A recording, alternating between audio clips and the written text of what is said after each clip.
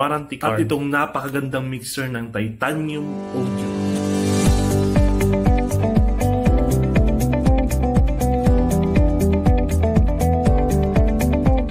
Dito sa mic line input ay pinagsama na ang XLR at saka PL. Kada channel meron na siyang Phantom 48 volts. Ito ay para sa condenser microphone. Meron na din siyang high pass filter per channel. Meron ding basic compressor per channel. 3-knob EQ, high, mid, low. Meron ding AUX at saka FX knob. Yung AUX1 ay naka-pre-fade at meron ding protector ang kanyang slider. Smooth din ang kanyang mga volume fader at ang mga button nito. Dumako naman tayo sa mga output niya. Meron ditong rec out, AUX out, FX out, switch foot at saka phones. Sa main out naman niya meron dalawa. Pwede ka mamili kung gusto mong PL or XLR. Meron din itong audio interface. Just plug in the USB cable, then i-connect mo sa computer for recording purposes.